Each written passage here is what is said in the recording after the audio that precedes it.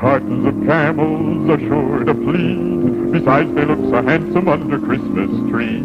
So easy to give, so good to get. Give Camels, the nation's favorite cigarette. Ho, ho, ho! It's gift-packed, ready to give, with a space for your greeting. 'Twas a long time ago, longer now than it seems, in a place that perhaps you've seen in your dreams. For the story that you are about to be told took place in the holiday worlds of old. Now, you probably wondered where holidays come from. If you haven't, I'd say it's time you begun.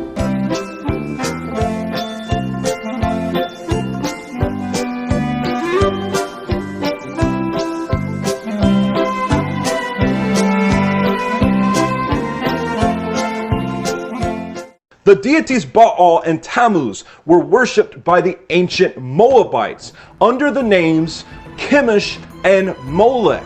We see that the names changed, but the worship remained identical. The ancient Moabites would celebrate a public child mass, a public child sacrifice during the winter solstice during December 25th. Building up to this most anticipated time of year, all the parents would compile long wish lists that they would like to see in the next year. Then they would bring the infants that were born within that year to the idol Chemosh or Molech. The priest of Chemosh or Molech would stoke large fires inside of the hollow metal idol of the deity. The parent would bring their child screaming to the lap of this deity and lay their child in the lap of Molech, who wore the Phrygian cap that we see that Santa Claus wears to this day, the same cap that Mithra wore. And they would lay their screaming child in the arm of this deity while they begin to profess their long list of desires for the year. Now today we don't see that people are sacrificing their children to Molech, but we do see that they bring their screaming infants, their screaming children, and lay them into the lap of a complete stranger dressed up like a mighty one who they call Santa Claus.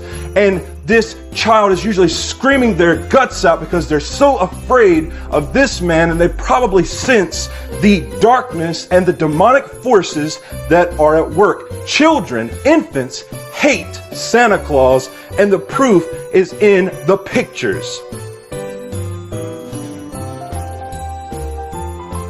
Now, of course, after a few years, the child will begin to love Santa Claus and look at Santa Claus as an all-supreme, all-wise, all-knowing, giving deity of prosperity, just as the ancient Moabites looked at Molech and Chemosh.